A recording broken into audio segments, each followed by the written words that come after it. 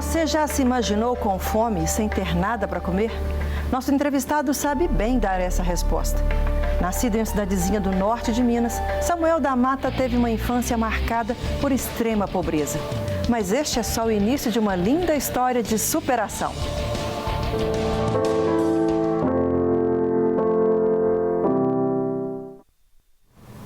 Sobrevivendo como podia, mergulhado num futuro incerto e cheio de limitações, nosso entrevistado recebeu um convite inusitado que marcaria sua vida. Eu converso agora com Samuel da Mata. Olá, Samuel da Mata, seja bem-vindo ao programa Prova Viva. Amém. Que bom saber que todos nós temos sempre uma história para dizer, alguma coisa a nomear do poder de Deus, mas pelo que eu já anunciei, parece que a sua infância foi bem difícil, é isso mesmo? Com certeza. Sou fruto de um casamento onde qual minha mãe separou meu pai na idade de 2 anos de idade e passamos a viver uma vida difícil, sem alimentação, sem as pessoas para nos ajudar. Morava numa cidade que chama Manga, no interior norte de Minas. Você é filho único? Não, sou eu mais 4 irmãos, 3 irmãs e um irmão. E ali nós vivemos uma vida de penúria, onde não tínhamos como nos alimentar. E, bem assim, não era bem na cidade de Manga, era em Manga, porém numa ilha mais afastada dessa cidade, local onde nós passávamos por muitas dificuldades. Minha mãe, como uma verdadeira heroína, ela, serva de Deus Altíssimo, autêntica, passávamos várias situações para deslocarmos até a igreja. E em um desses períodos aí na igreja, conhecemos os missionários, que era da África, da Austrália, do Canadá. Eles falou para minha mãe a situação que existia um lugar aqui em Contagem, Minas Gerais, onde tinha um lar para menores de 14 anos até os 18 anos. Ele poderia ficar e aprender um tipo de trabalho para mim dar sequência na vida. Tá, só para eu entender um pouquinho, antes de você passar por essa fase aí de vir para Contagem, por qual motivo há tanta escassez na sua família? Seu pai trabalhava, sua mãe trabalhava? Como é que era a vida de vocês? Meu pai, sim, ele trabalhava, mas logo à idade de 2 anos de idade, ele separou da minha mãe, quando eu tinha 2 anos. Ela foi separada. Então, desde aí, minha mãe não tinha fonte de renda. E no local ao qual nós vivíamos, não tinha como trabalhar, a não ser no serviço braçal na roça. Entendi.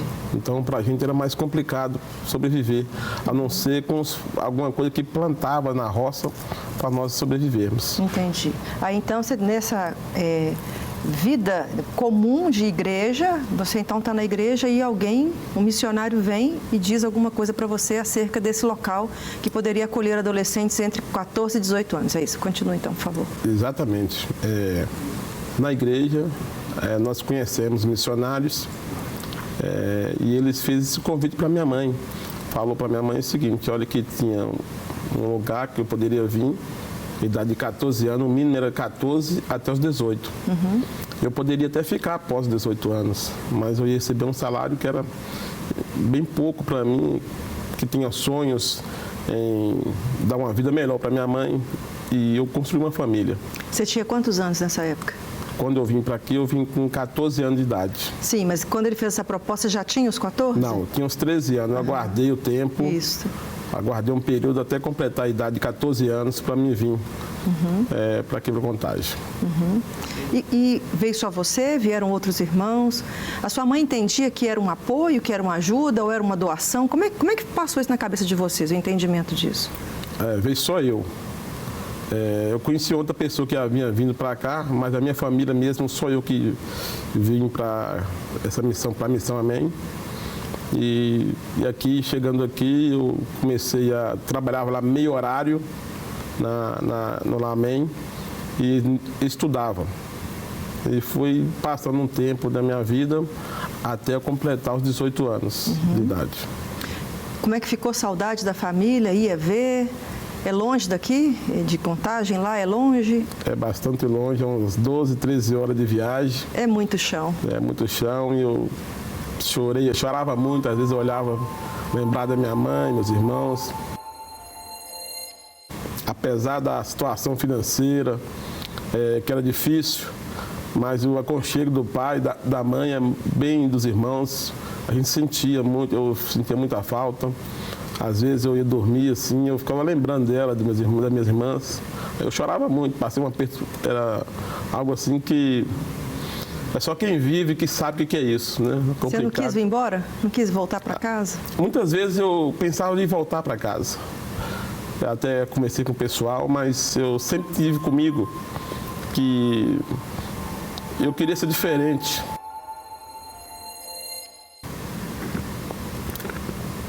Porque meu pai, a situação que ele deixou, eu falei assim, eu quero crescer, quero ser um filho diferente do meu pai. Quero ter um futuro diferenciado.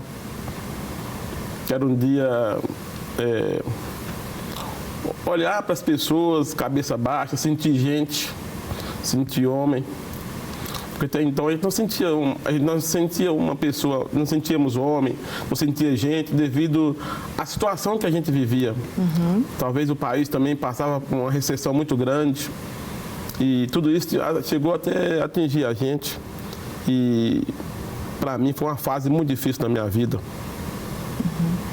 Sua mãe vinha ver? Alguém vinha visitar? Não tinha condição, né? Não, minha mãe não poderia vir. Esse ministério não poderia ter, como se fosse um corte mesmo ali? Isso, eles não deixavam esses parentes vir. Eles davam o dinheiro para a gente visitar a família anualmente. Anualmente eu tinha esse direito de ir até a minha família, ficava lá um período de um mês e retornava se eu quisesse. Mas eu ficava um período de 11 meses e pouco, depois retornava para lá, ficava um mês e voltava para cá. Então, assim, todas as vezes que eu ia, na hora de retornar, era uma luta para mim, era um sofrimento, era uma choradeira danada, porque apesar de eu estar vivendo uma vida totalmente diferenciada da que eu vivia antes, mas o aconchego da mãe e dos irmãos, nada tira. E aí, como é que foi a partir daí, então? Você ficou lá até os 18 anos. O recurso que você conquistava ali nesse local, você ajudava a sua família, sua mãe e seus irmãos ou não? Era mesmo, só dava para a sua sobrevivência? Não, o recurso que eu recebia lá não dava para nada. Só para mim mesmo, me manter, fazer tratamento de dentes, porque tinha os dentes totalmente estragados, devido à situação de vida que a gente vivia. Então, era só a conta mesmo daquilo que recebia lá, para meu uso próprio.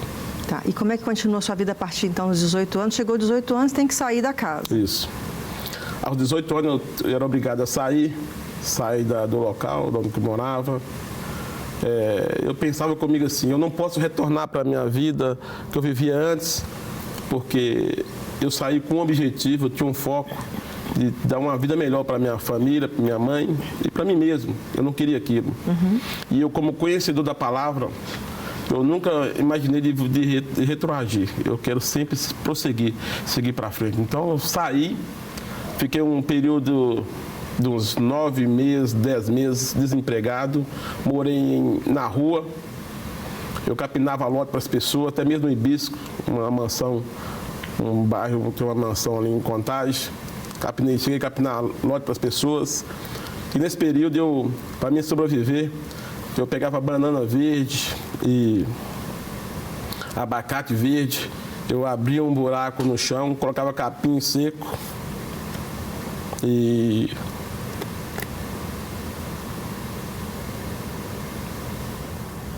É difícil, né, Samuel? colocava banana e colocava capim seco por cima e colocava terra para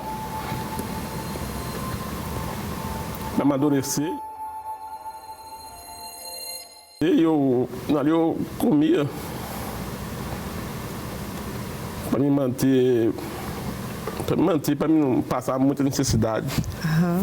Ali depois desse período todo ali que eu passei, armei um emprego num depósito. Nesse período, só para poder finalizar esse período, então, como é que ficou sua fé nesse período? Já que você era cristão, nasceu consciente de Deus, como é que Deus ficou na sua história? eu sempre me pegava a Deus porque foi o ensinamento que eu tive. A Bíblia diz que ensina seu filho no caminho que ele deve andar, que mais tarde ele não desviará dele. Nesse período, eu sempre lembrava das falas da minha mãe quando eu era criança. Ela falava: meu filho, cresça, mas cresça, vira um homem, seja um homem abençoado e servo de Deus. As pessoas que te conhecerem, quando elas virem você, ela vai ver em você uma pessoa diferenciada. E as pessoas antigamente, na época lá, falavam que eu ia ser igual ao meu pai. E eu falei assim: não, eu não vou ser igual ao meu pai, eu vou ser diferente. Amém. Você recebeu a bênção da sua mãe, né? Isso. Fez com que ela virasse parte da sua vida, né? Com certeza. E começou a partir daí, então, a tomar um novo rumo. Diante de toda a sua dor e toda a sua dificuldade, você buscou algo diferente. Exatamente. E eu cresci com esse pensamento. E eu sei que Deus, ele existe. E eu comecei nesse pensamento, desde o ensinamento da minha mãe, e comecei a prosseguir na vida, adquirir força do Senhor, porque nesse momento é só do Senhor que vem força. Porque você olha para um lado e para o outro, as pessoas podem até te conhecer, mas muita gente hoje eles não ajudam as pessoas. Inclusive as pessoas onde eu morei, eles me depararam comigo na rua. Eu vi a situação que eu vivi, uma situação bem crítica. Mas viraram o rosto, mas não deram ênfase nenhuma para mim. Foi o período em que você morou na rua e que quem era vizinho daquela casa conhecia você e não te deu apoio. Não me deu apoio. Quantos meses você ficou na rua? Uns 9, 10 meses fiquei na rua. Aí você conseguiu depois o emprego que você estava falando? Meu emprego no depósito, centro de contagem. Trabalhei um período lá, pouco tempo, uns 3 meses. O proprietário do depósito viu que eu não tinha condições de pegar peso. Na época eu era não tinha um corpo físico bem formado ainda. Ele pediu para mim continuar estudando e ficar ajudando ele no balcão. Em outra coisa, outra atividade. Outra atividade mais leve, né? Mais leve. Ô Samuel, aguenta só um pouquinho, nós vamos para um rápido intervalo e a gente volta mais a ouvir mais da história de Samuel, que com certeza vai impactar a sua vida. A gente volta já.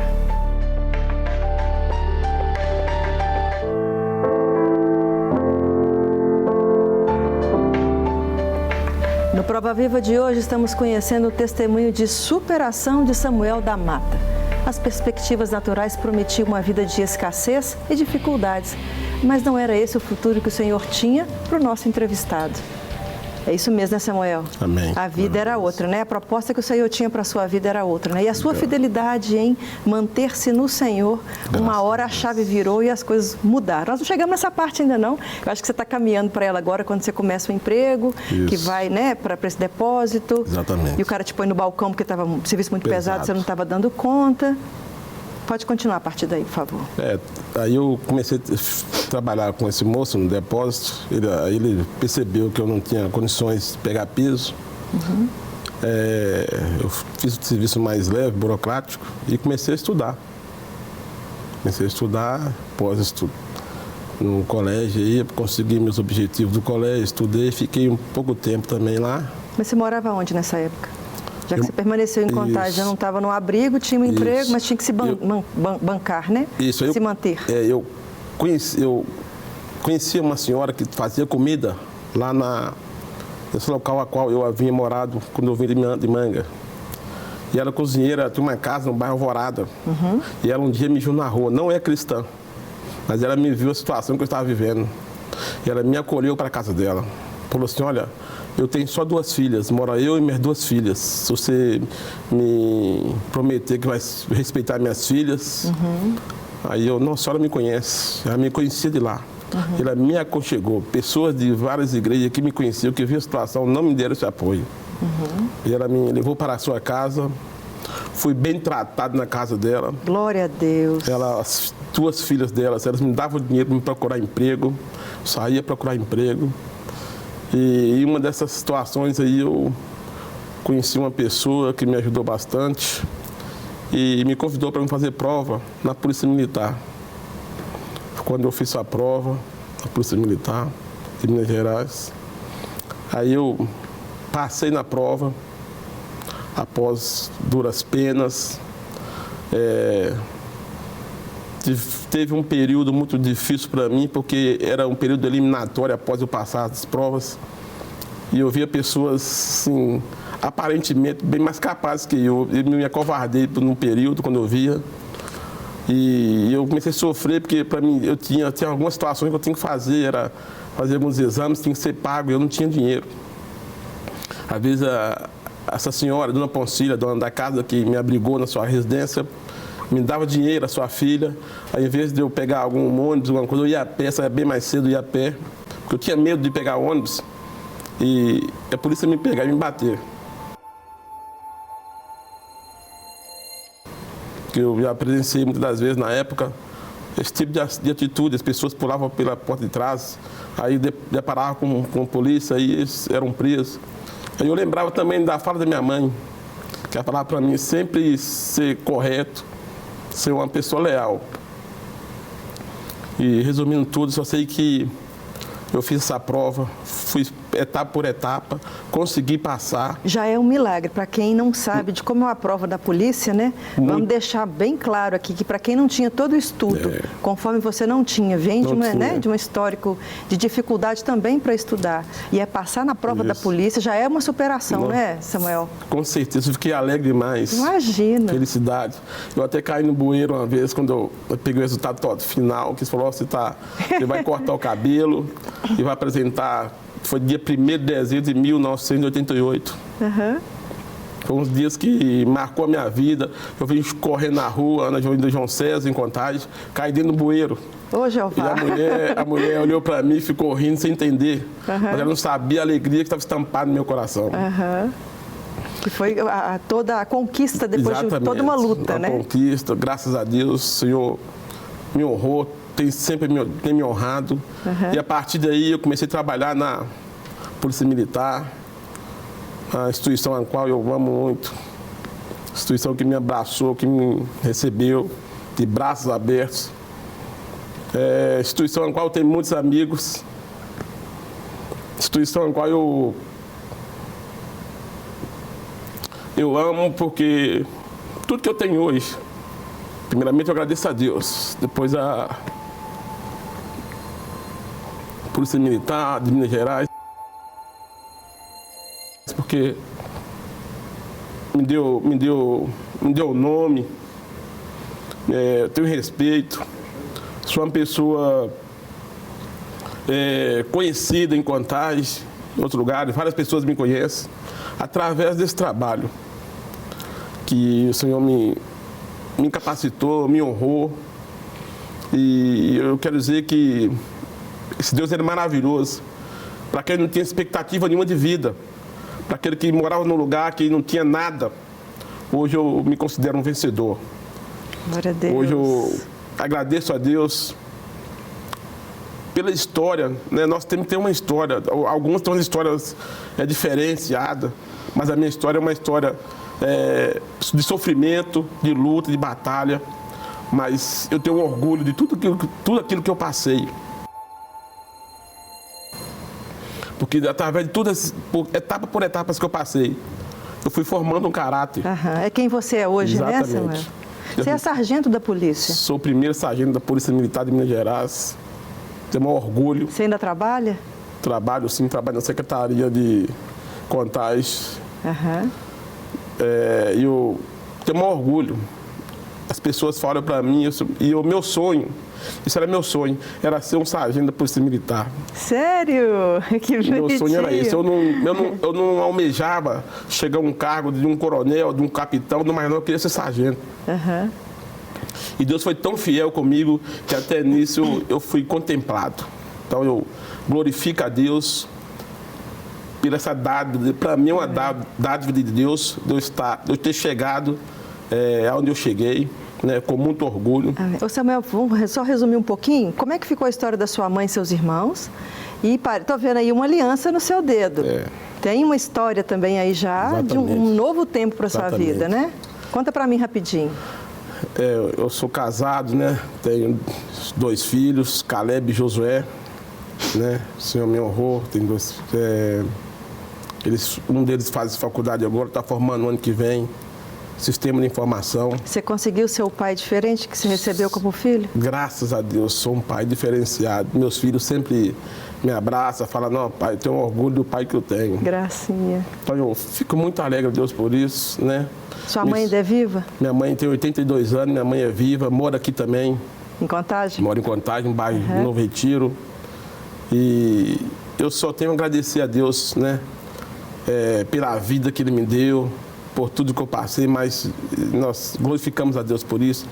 E quero agradecer primeiramente a Deus, também a minha esposa, que chama Romilda, né? Que é aquela que me suporta todos os dias, que a mulher ela sofre, mas... Você é difícil assim, Samuel? Não é que eu sou tão difícil, né? Mas meu sonho era um dia casar, ter uma família, ter uma esposa, chegar em casa e poder deitar na minha cama tranquilo, uma coisa que eu, até então, por um tempo, eu achava que seria difícil, né?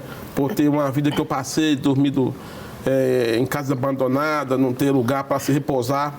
E hoje não, após algum tempo, o Senhor me trouxe tudo aquilo que até então era difícil para mim, se tornou realidade. Tudo isso aconteceu porque eu permaneci fiel a Deus. A sua fé, eu gosto de perguntar a todos os convidados, quase todos que vêm aqui, ela foi aumentada depois de todo esse processo de dificuldade?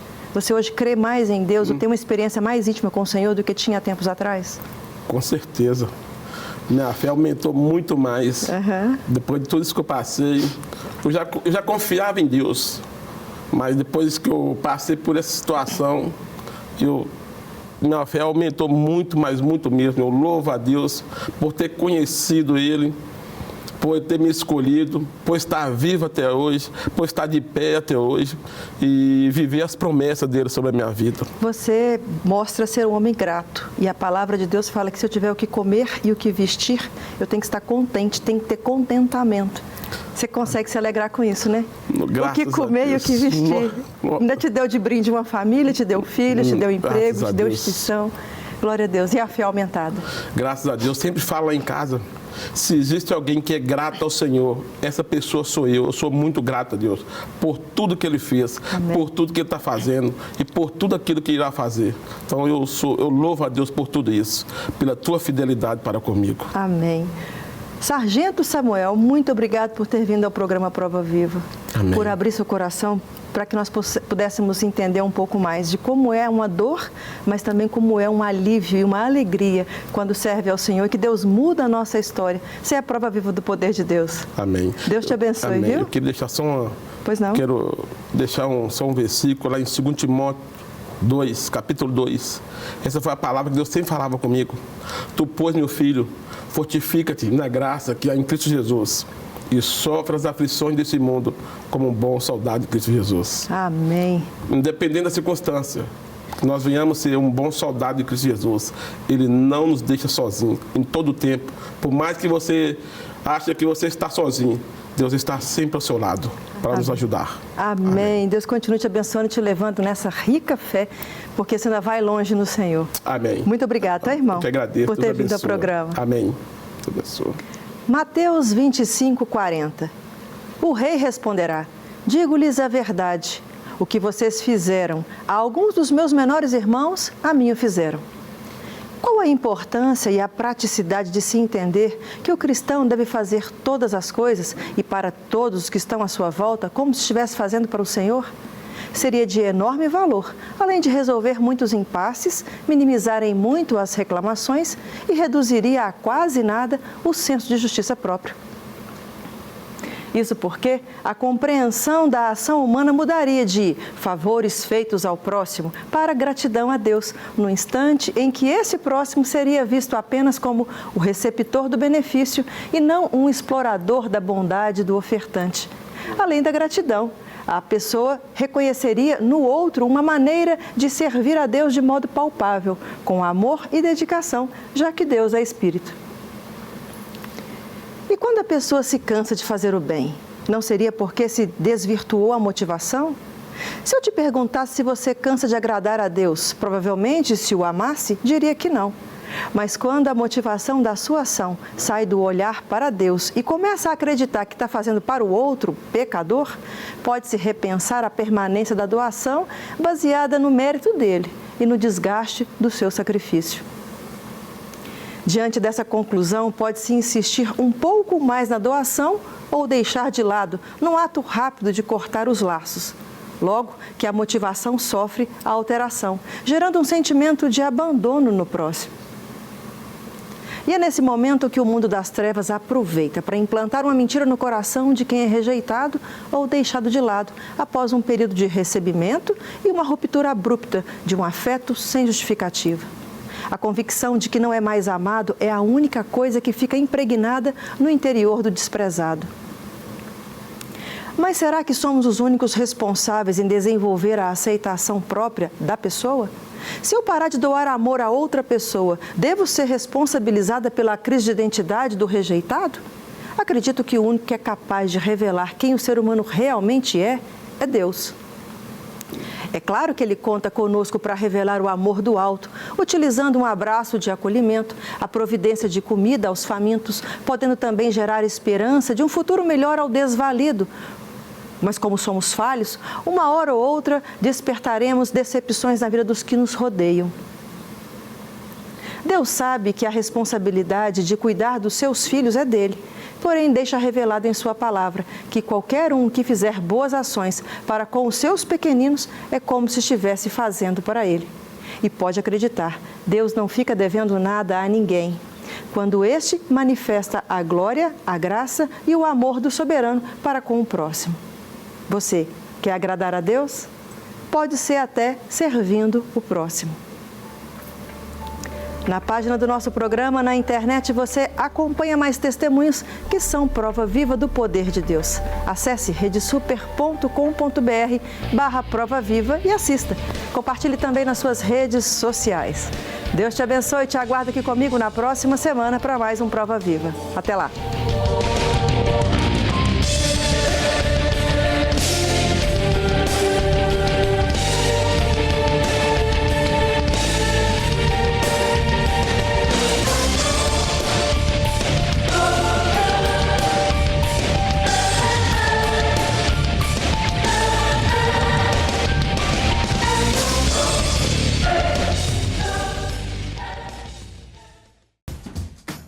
Não quer ficar um segundo por fora da nossa programação? Agora você pode nos acompanhar através das plataformas digitais. Não perca tempo. Acesse, curta e siga-nos. Fique por dentro de tudo o que acontece por aqui. Rede Super, inspirando você.